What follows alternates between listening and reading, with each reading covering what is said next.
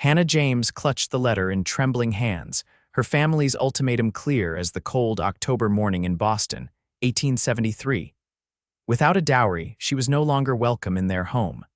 Her father's penmanship, once a source of comfort, now spelled her doom in neat, unyielding script. "You have brought shame upon this household," he had written. "A proper lady of 21 years should be married with prospects. We cannot continue to house and feed a daughter who has rejected 3 suitable matches and brings nothing to the marriage table." The train whistle shrieked, jolting Hannah from her thoughts. The vast Kansas plains stretched before her, golden and unyielding under the autumn sun. She had spent nearly every penny she possessed on this westward journey, believing her distant aunt in Cottonwood Springs might take her in. But the telegram that met her at the last stop dashed those hopes. "Aunt Margaret, past stop, no lodging available, stop, regret, stop." Hannah stepped onto the wooden platform, her one trunk and carpetbag containing all that remained of her former life. The station was little more than a wooden structure with a telegraph office attached. A few weathered buildings lined what passed for the town's main street. This wasn't the Kansas of her imagination. This was the edge of civilization.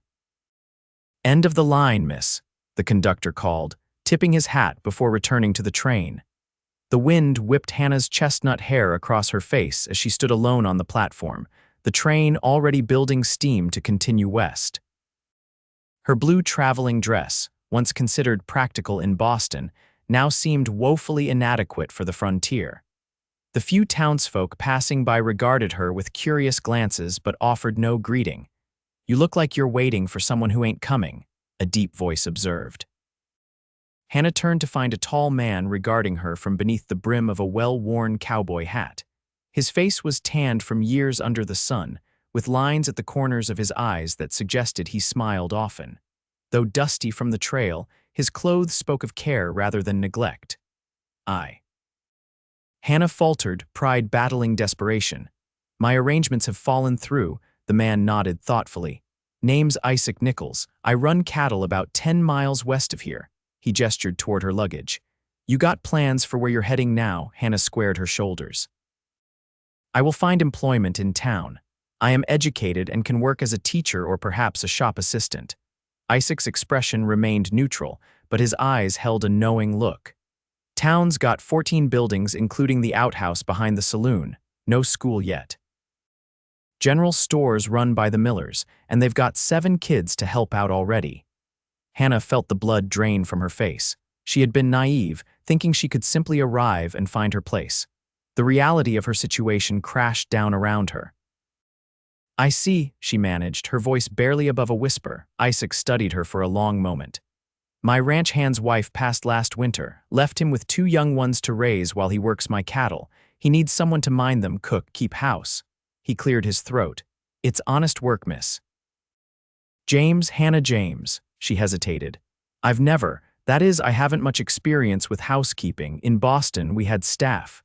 A hint of a smile crossed Isaac's weathered face. "Out here, we all learn quick or we don't last long." He glanced at the setting sun. "Town's got no boarding house proper. Just rooms above the saloon, which ain't fitting for a lady. I'm heading back to the ranch now. Offer stands if you want it." Hannah looked around at the dusty street, the unfamiliar faces, the vast emptiness beyond the town. Her options were non-existent. Pride was a luxury she could no longer afford. "I accept your offer, Mr. Nichols," she said, her voice steadier than she felt. "Thank you." Isaac nodded once, lifting her trunk with ease. "Ranch isn't fancy, works hard but fair." Hannah gathered her carpetbag and followed him to a wagon hitched near the station. As Isaac loaded her trunk, she glanced back at the train tracks stretching eastward, toward everything she had known and lost. "No looking back," Isaac said quietly, noticing her gaze. "West is for folks who face forward." The journey to the Nichols ranch was largely silent. Hannah clutched her carpetbag in her lap, overwhelmed by the vastness of the landscape.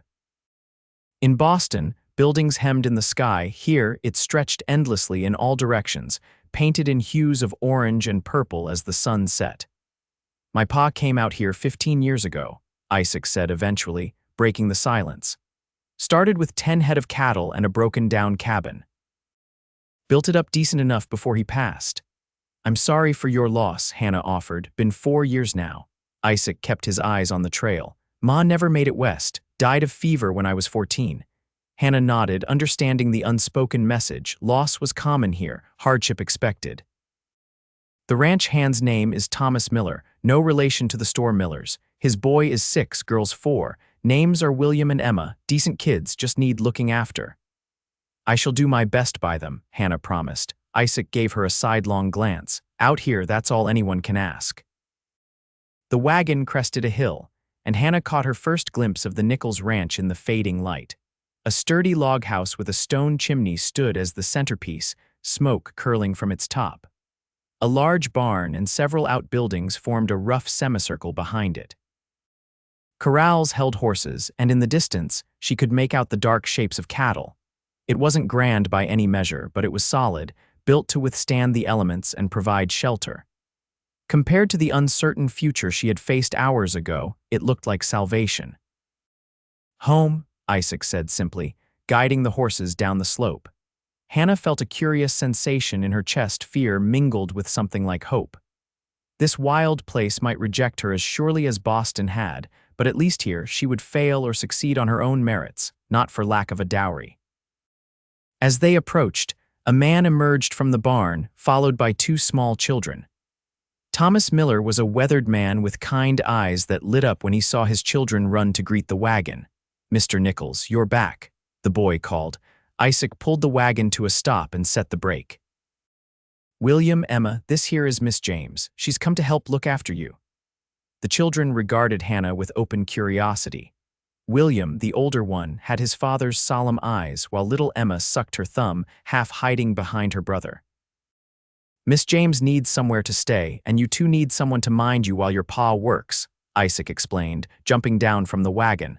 Seems like a fair arrangement to me. Thomas Miller approached, wiping his hands on his trousers. Miss James, welcome. The children have been. Well, it's been difficult since their mother passed. Hannah climbed down from the wagon, suddenly aware of how out of place she must look in her city clothes. I'm very sorry for your loss, Mr. Miller. I'll do my best with the children. That's all I ask, Thomas said, then turned to the children. William, Emma, say hello properly to Miss James. William stepped forward, standing straight. Hello, Miss James, I'm William Miller. I'm 6 years old and I can already rope a calf. Hannah smiled despite her nerves. That's quite impressive, William. I'm pleased to meet you. Little Emma removed her thumb long enough to whisper, I'm 4, before returning to the safety of thumb sucking. Miss James will be staying in the old cabin out back, Isaac announced. It's small but sound. Thomas has been using it, but he can bunk in with the other hands. Thomas nodded his agreement. I'll move my things out tonight. No need to rush, Hannah said quickly. I wouldn't want to displace you. Already decided, Isaac said, his tone brooking no argument. Thomas needs to be near the bunkhouse for early shifts anyway. As darkness fell, Hannah found herself in a small one-room cabin with rough-hewn walls and a packed earth floor. A narrow bed occupied one corner, a small table and chair another. A stone fireplace dominated one wall, with a few hooks for cooking pots and a small shelf for supplies. Isaac lit a lantern and set it on the table. It ain't much, but it's dry and the roof don't leak. Winter's coming, so you'll be glad of that fireplace. Hannah set her carpet bag on the bed. It's more than sufficient, Mr. Nichols. Thank you. Just Isaac out here, no need for formalities. He hesitated at the door. There's stew at the main house. You should eat before you settle in. Hannah followed him to the main house, where Thomas was already serving his children bowls of fragrant stew. The main house was rustic but comfortable, with a large central room serving as both kitchen and living area. Animal hides and hand-woven blankets provided warmth and color. Sit, eat, Isaac said, gesturing to the table. The stew was hearty, with chunks of beef and vegetables. Hannah hadn't realized how hungry she was until the first spoonful hit her tongue. She ate with as much decorum as she could muster while trying to satisfy her ravenous appetite. Miss James, do you know any stories? William asked between bites. William, let Miss James eat in peace, Thomas admonished. It's quite all right, Hannah assured him.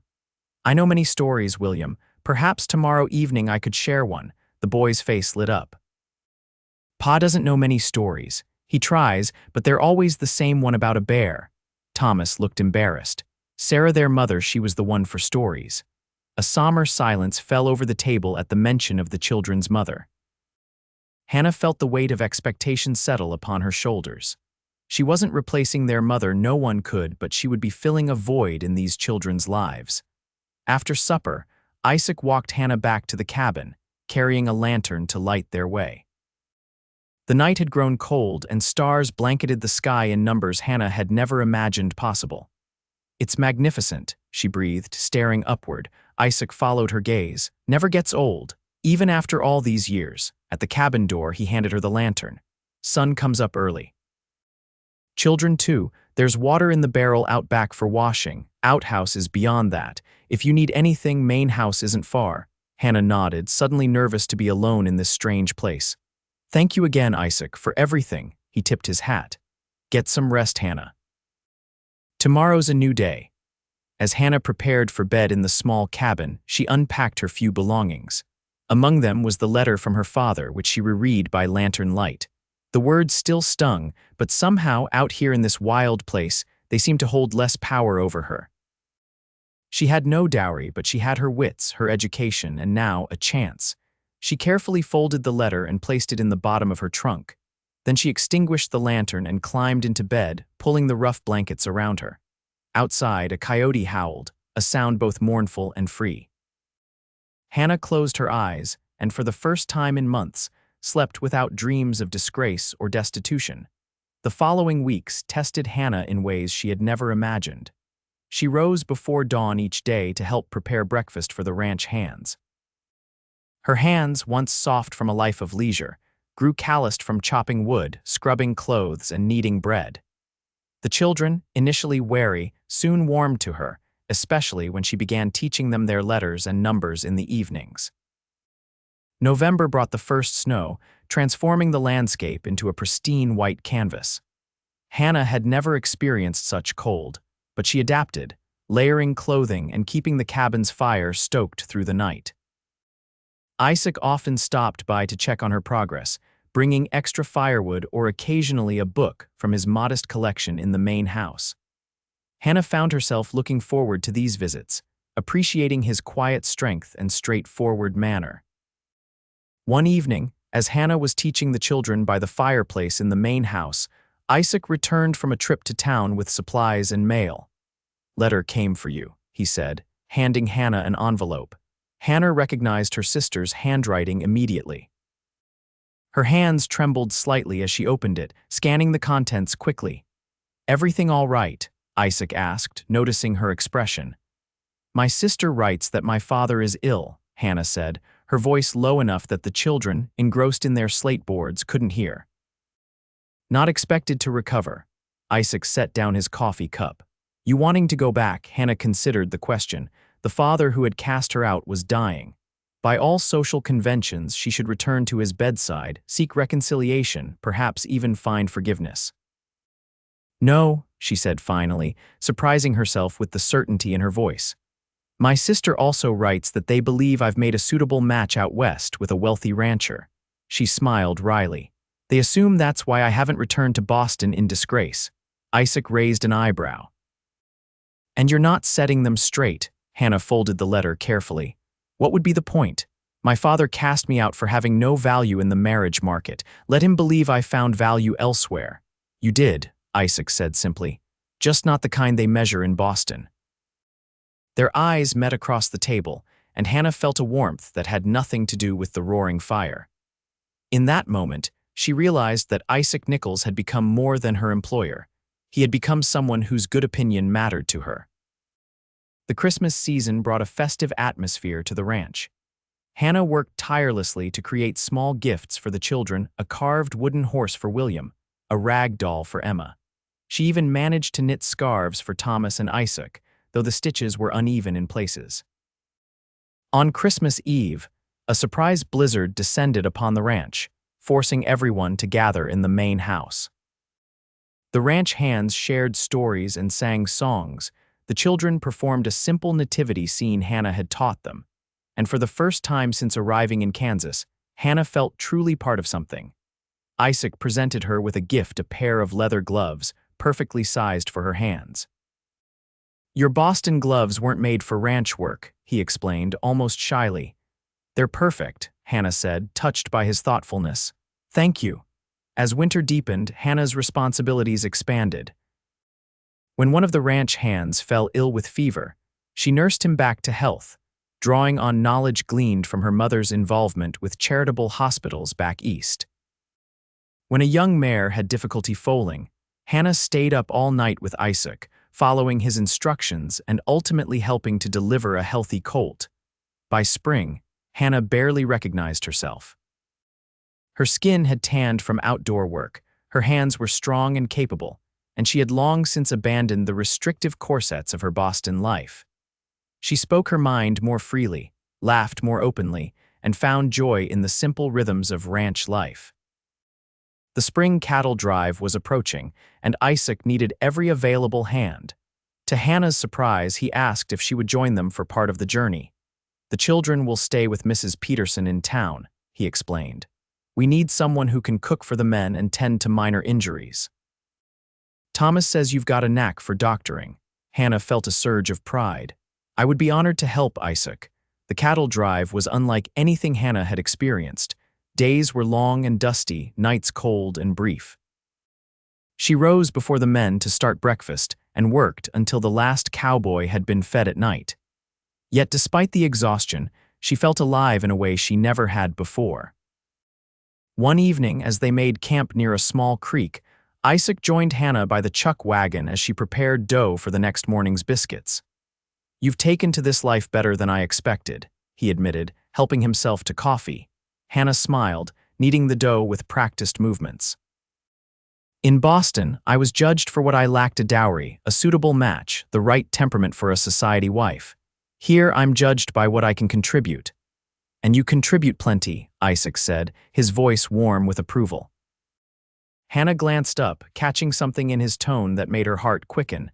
"It feels good to be useful." "You're more than useful, Hannah." Isaac set down his coffee cup. "You've become essential." Before she could respond, one of the cowboys called for Isaac's attention. A steer had wandered from the herd. The moment passed, but Hannah replayed his words in her mind that night as she lay in her bedroll under the vast Kansas sky. 3 days later, disaster struck. A sudden thunderstorm spooked the cattle, causing a small stampede. In the chaos, Hannah's chuck wagon overturned, pinning her beneath it. The pain in her leg was immediate and blinding. Isaac found her, his face pale with fear. "Don't move," he ordered, assessing the situation. With the help of 3 cowboys, they lifted the wagon enough for Isaac to pull Hannah free. Her leg wasn't broken, but a deep gash ran from knee to ankle. Isaac carried her to the camp, where he cleaned and bandaged the wound with surprising gentleness. "You should have stayed at the ranch," he muttered as he worked, "and miss all this excitement." Hannah tried to joke, though pain made her voice tight. Isaac's eyes met hers, serious and intent. "When I saw that wagon over you, I thought." He didn't finish the thought, but his hands trembled slightly as he secured the bandage. "I'm tougher than I look," Hannah assured him. "That you are." He hesitated, then added, "Too tough and too fine for this rough country." Hannah reached out, covering his hand with hers. "This country suits me better than any drawing room in Boston ever did." For a moment, neither spoke, the air between them charged with unspoken feelings. Then one of the cowboys approached to report on the scattered cattle, and Isaac reluctantly returned to his duties.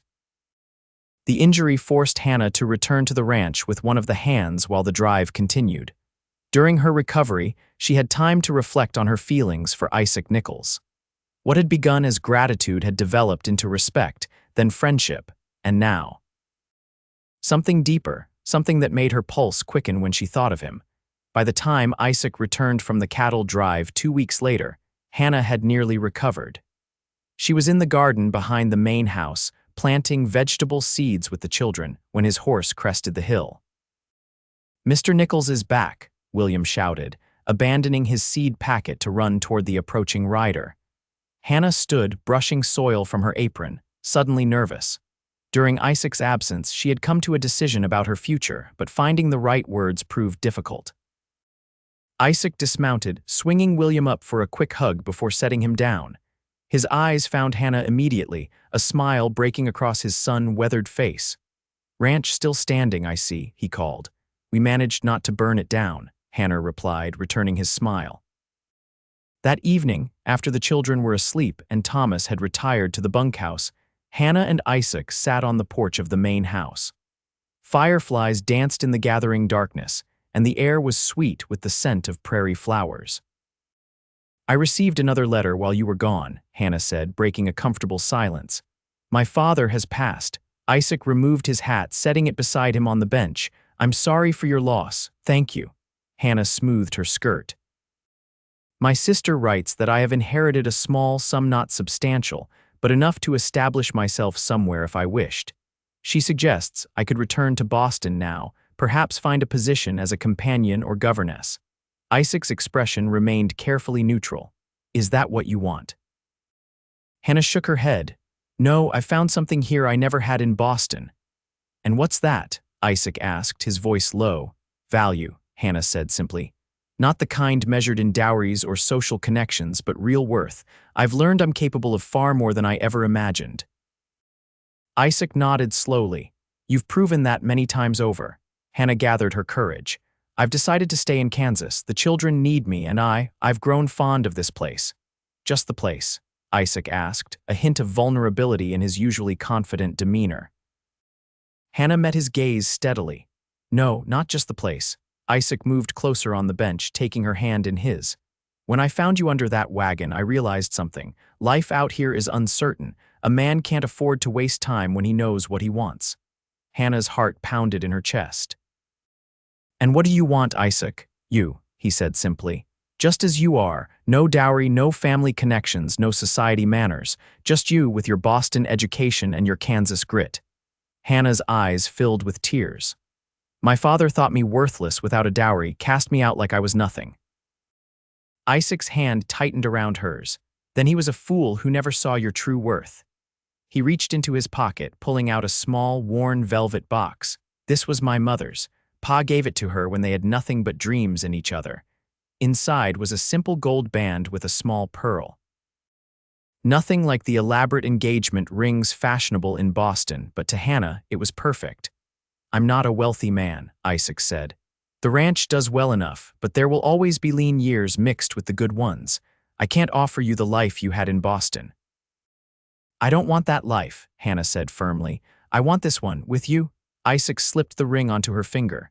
"Hannah James, will you marry me, build a life here, raise a family, face whatever comes our way together?" "Yes," Hannah whispered, tears flowing freely now. "Yes, I will." Isaac gathered her into his arms, his kiss gentle at first, then deepening with a passion that left Hannah breathless. When they finally parted, both were smiling. "What will your Boston family think?" Isaac asked, brushing a strand of hair from her face. "Their daughter marrying a Kansas cattleman," Hannah laughed. "They'll think I've found a wealthy rancher to save me from spinsterhood. Let them believe what they wish. We know the truth." "And what's that?" "That I found something far more valuable than any dowry could buy a man who sees my worth, beyond what I bring to the marriage table." In June of 1874, Hannah James became Hannah Nichols in a simple ceremony at the small church in Cottonwood Springs. William proudly carried the rings, while Emma scattered wildflower petals along the aisle. Thomas Miller stood as Isaac's best man, and the entire ranch crew filled the small church to capacity. Hannah wore a dress of pale blue cotton, sewn by her own hands. No elaborate Boston wedding gown could have made her happier as she spoke her vows to the man who had taken her in when she had nothing to offer but herself. Their wedding night, spent in the main house while the hands tactfully found reasons to sleep in town, was a tender discovery of each other. Isaac's strength, always controlled, was matched by a gentleness that brought tears to Hannah's eyes. In his arms, she found a passion she had never known existed, certainly never imagined during her proper Boston upbringing. Life settled into a new rhythm. Hannah continued teaching the Miller children, but now she also fully managed the household affairs of the ranch. Under her direction, the vegetable garden expanded, preserves lined the pantry shelves for winter, and the main house became more comfortable without losing its frontier practicality. In the spring of 1875, Hannah shared joyful news with Isaac they were expecting a child of their own. His reaction, a whoop of joy that startled the chickens, followed by such tender concern that Hannah had to assure him she wasn't made of porcelain, was everything she could have hoped for. Their daughter, Sarah Elizabeth Nichols, was born on a crisp October day with Mrs. Peterson from town serving as midwife. She had Isaac's eyes and Hannah's determined chin. Isaac held her with trembling hands, looking at Hannah with such love that words became unnecessary. "She's perfect," he whispered, "just like her mother." As Sarah grew, so did the ranch. Isaac's careful management and Hannah's smart economizing allowed them to purchase additional grazing land. They built a proper schoolhouse for the growing number of children in the area, with Hannah serving as teacher 3 days a week.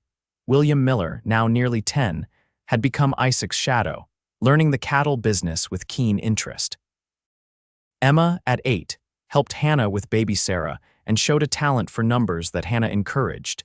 In the winter of 1876, Thomas Miller announced his intention to marry a widow from town. The children, initially wary, soon warmed to their new stepmother, especially when she revealed she had once been a schoolteacher back east. "You changed everything," Isaac told Hannah one evening as they sat on the porch, watching Sarah toddle after fireflies. "Not just for me, but for Thomas, for his children, for the whole ranch." Hannah leaned against his shoulder. "You changed everything for me too. You gave me a chance when I had nothing to offer." Isaac kissed the top of her head. "You had everything to offer. You just needed someone who could see it." On Hannah's 25th birthday, a letter arrived from Boston.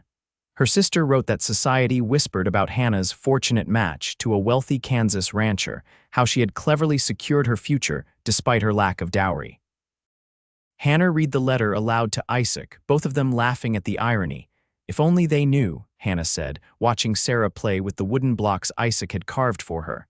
"I found riches they can't imagine." "And what riches are those, Mrs. Nichols?" Isaac asked, pulling her close. Hannah gestured to their home, to their daughter, to the life they had built. "A place where I'm valued for who I am, not what I bring, a husband who took me just as I was." She turned in his arms, meeting his gaze. "Love, Isaac, the richest dowry of all." As the sun set over the Kansas prairie, painting the sky in brilliant oranges and purples, Hannah James Nichols knew with absolute certainty that being cast out from Boston had been the greatest blessing of her life. She had lost a world of privilege and pretense, but gained one of purpose and passion. And most precious of all, she had found a man who saw her true worth, a worth that no dowry could ever measure.